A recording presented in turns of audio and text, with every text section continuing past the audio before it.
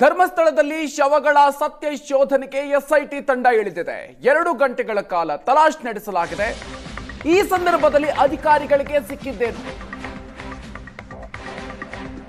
ಧರ್ಮಸ್ಥಳ ಸ್ನಾನಘಟ್ಟ ಬಳಿಯ ಕಾಡಿನಲ್ಲಿ ಶೋಧವನ್ನ ನಡೆಸಲಾಗಿದೆ. ದೂರುದಾರನನ್ನ ಸ್ಥಳಕ್ಕೆ ಕರ್ಕೊಂಡು ಹೋಗಿ ಸ್ಥಳ ಮಹಜರನ್ನ ನಡೆಸಲಾಗಿದೆ. ಧರ್ಮಸ್ಥಳದ ಕಾಡಿನಲ್ಲಿ 8 ಜಾಗಗಳನ್ನ ಅಲ್ಲಿ ಗುರುತು ಮಾಡಲಾಗಿದೆ. ಜಾಗಗಳನ್ನ ಗುರುತಿಸಿ ನಂಬರ್ ಅಳವಡಿಸಿದ್ದಾರೆ ಎಸ್ಐಟಿ ಅಧಿಕಾರಿಗಳ ತಂಡ. ಧರ್ಮಸ್ಥಳ ಕಾಡಿನ ಒಳಭಾಗದಲ್ಲಿ ಸರ್ಚಿಂಗ್ ಮುಂದುವರೆದಿದೆ.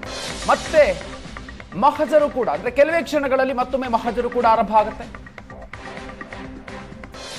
ಕೆಲ ಮೃತದೇಹಗಳನ್ನ ಹೂತ ಜಾಗಗಳನ್ನ ಅನಾಮಿಕ ತೋರಿಸಿದ್ದಾರೆ. ಈಗ ಮತ್ತೆ ಮಹಜರನ್ನ ಎಸ್ಐಟಿ ತಂಡ ನಡೆಸಲಿದೆ. ಆತ ತೋರಿಸಿದಂತಹ ಸ್ಥಳಗಳನ್ನು ಗುರುತು ಮಾಡ್ತಾ ಬರ್ತಾ ಇದ್ದಾರೆ. ಅಲ್ಲಿ ನಂಬರ್ ಅಳವಡಿಸ್ತಾ ಇರೋದನ್ನು ಕೂಡ ನೀವು ಗಮನಿಸಬಹುದು. ಎಸ್ಐಟಿ ಸಿಬ್ಬಂದಿಗಳು ಇವತ್ತು ಎಸ್ಐಟಿ ಅಧಿಕಾರಿಗಳ ತಂಡ ಸ್ಥಳ ಮಹಜರಿಗೆ ದೂರುದಾರನನ್ನ ಕರ್ಕೊಂಡು ಹೋಗಿದ್ದಾರೆ. ಸ್ನಾನಘಟ್ಟದ ಸಮೀಪದಲ್ಲಿರುವಂತಹ ಕಾಡಿನಲ್ಲಿ ಸ್ಥಳಗಳನ್ನು ಗುರುತಿಸಲಾಗಿದೆ.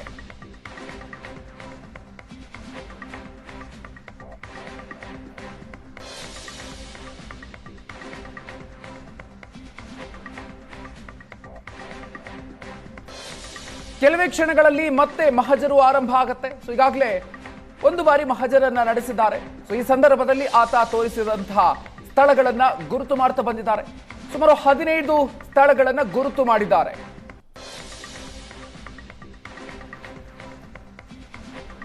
ಆತ ಗುರುತಿಸಿದಂತಹ ಸ್ಥಳಗಳನ್ನ ಅಲ್ಲಿ ಮಾರ್ಕ್ ಮಾಡ್ತಾ ಬರ್ತಾ ಇದ್ದಾರೆ. ನಂಬರ್ ಅನ್ನ ಅಳವಡಿಸ್ತಾ ಇದ್ದಾರೆ.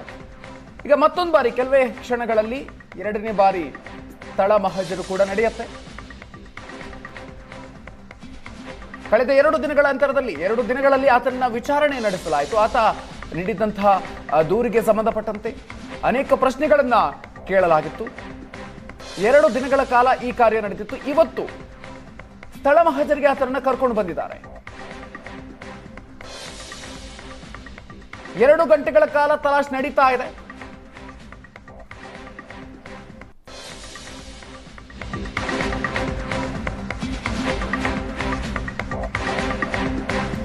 ನೇತ್ರಾವತಿ ದಡದಲ್ಲಿ ಎಸ್ಐಟಿ ಮಹಜರ್ ನಡೆಸ್ತಾ ಇದೆ. ಇನ್ನು ಈ ವಿಚಾರಕ್ಕೆ ಸಂಬಂಧಪಟ್ಟಂತೆ ವಿಪಕ್ಷ ನಾಯಕ ಆರ್ ಅಶೋಕ್ ಹೇಳಿಕೆಯನ್ನ ಕೊಟ್ಟಿದ್ದಾರೆ.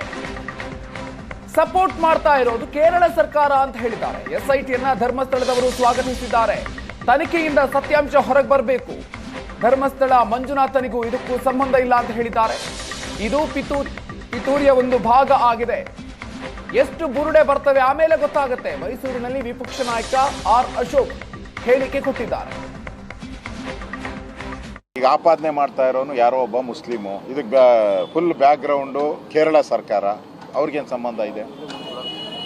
ಇಲ್ಲಿ ಆತ್ಮಹತ್ಯೆ ಆಗಿದೆ, ಕೊಲೆಗಳಾಗಿದೆ.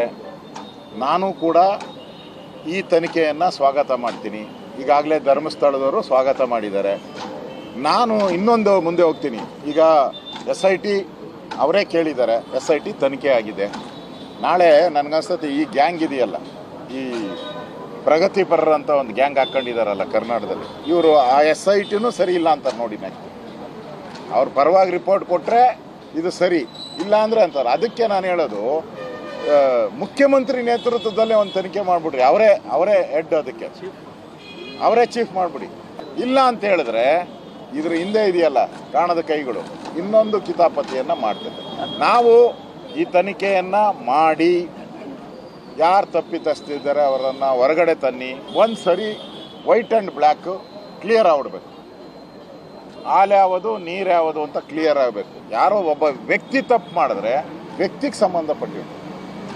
ಧರ್ಮಸ್ಥಳದ ಮಂಜುನಾಥ ಏನು ಸಂಬಂಧ ಇಲ್ಲ ಇಲ್ಲಿ. ಈಗ ಆಪಾದನೆ ಧರ್ಮಸ್ಥಳದಲ್ಲಿ ಶವಗಳ ಸತ್ಯ ಶೋಧನೆಗೆ ಎಸ್ಐಟಿ ತಂಡ ಇಳಿದಿದೆ. 2 ಗಂಟೆಗಳ ಕಾಲ ತಲಾಶ್ ನಡೆಸಲಾಗಿದೆ. ಅಧಿಕಾರಿಗಳಿಗೆ ಈ ಸಂದರ್ಭದಲ್ಲಿ ಏನ್ ಸಿಕ್ಕಿದೆ ಅನ್ನುವಂಥದ್ದು ಈಗ ಸಾಕಷ್ಟು ಕುತೂಹಲ. 8 ಜಾಗಗಳನ್ನ ಗುರುತು ಮಾಡಿಕೊಳ್ಳಲಾಗಿದೆ. ಜಾಗಗಳನ್ನ ಗುರುತಿಸಿ ಅಲ್ಲಿ ನಂಬರ್ ಅನ್ನು ಅಳವಡಿಸಿದ್ದಾರೆ. ಧರ್ಮಸ್ಥಳದ ಕಾಡಿನ ಒಳಭಾಗದಲ್ಲಿ ಸರ್ಚಿಂಗ್ ನಡೆದಿದೆ. ಕೆಲವೇ ಕ್ಷಣಗಳಲ್ಲಿ ಮತ್ತೊಂದು ಬಾರಿ ಮಹಜರು ಆರಂಭ ಆಗುತ್ತೆ. ಇನ್ನು ಈ ಸಂದರ್ಭದಲ್ಲಿ ಮೃತದೇಹವನ್ನ ನಾನು ಈ ಜಾಗದಲ್ಲಿ ಹೂತಿದ್ದೀನಿ ಅಂತ ಅನಾಮಿಕ ಸ್ಥಳಗಳನ್ನು ತೋರಿಸಿದ್ದಾರೆ. ಸೊ ಆ ಒಂದು ಜಾಗಗಳನ್ನು ಗುರುತು ಮಾಡಿಕೊಳ್ಳಲಾಗಿದೆ. ಅಲ್ಲಿ ನಂಬರ್ಗಳನ್ನು ಅಳವಡಿಸ್ತಾ ಬಂದಿದ್ದಾರೆ. ಮತ್ತೊಂದು ಬಾರಿ ಮಹಜರನ್ನ ಎಸ್ಐಟಿ ತಂಡ ನಡೆಸಲಿದೆ. ಎಸ್ಐಟಿ ಅಧಿಕಾರಿಗಳ ತಂಡ ಅಲ್ಲಿ ಶೋಧ ಕಾರ್ಯವನ್ನು ತಲಾಶ್ ನಡೆಸ್ತಾ ಇದೆ. ಸ್ನಾನಘಟ್ಟದ ಬಳಿಯ ಕಾಡಿನಲ್ಲಿ ನಡೀತಾ ಇರುವಂತಹ ಮಹಜರು ಪ್ರಕ್ರಿಯೆ ಇದು ಸಾಕಷ್ಟು ಕುತೂಹಲವನ್ನು ಮೂಡಿಸ್ತಾ ಇದೆ. 2 ದಿನಗಳ ಕಾಲ ಆ ದೂರುದಾರನ ವಿಚಾರಣೆಯನ್ನು ನಡೆಸಲಾಗಿತ್ತು. ಅನೇಕ ಪ್ರಶ್ನೆಗಳನ್ನು ಆತ ನೀಡಿದಂತಹ ದೂರಿಗೆ ಸಂಬಂಧಪಟ್ಟಂತೆ ಸಾಕಷ್ಟು ಪ್ರಶ್ನೆಗಳನ್ನ ಹಾಕಿ ಅದಕ್ಕೆ ಉತ್ತರವನ್ನ ಪಡ್ಕೊಂಡಿದ್ರು. ಇವತ್ತು ಆ ಸ್ಥಳಕ್ಕೆ ಆತನನ್ನ ಕರ್ಕೊಂಡು ಹೋಗಲಾಗಿದೆ. ಆತ ತೋರಿಸಿದಂತಹ ಜಾಗಗಳಲ್ಲಿ ಅಲ್ಲಿ ಮಾರ್ಕ್ ಮಾಡ್ಕೊಂಡು ಬಂದಿದ್ದಾರೆ, ನಂಬರ್ಗಳನ್ನು ಅಳವಡಿಸಿಕೊಂಡು ಬಂದಿದ್ದಾರೆ. ಸೊ ಮುಂದೆ ಈ ಒಂದು ತನಿಖೆ ಸಾಕಷ್ಟು ಕುತೂಹಲವನ್ನು ಮೂಡಿಸ್ತಾ ಇದೆ.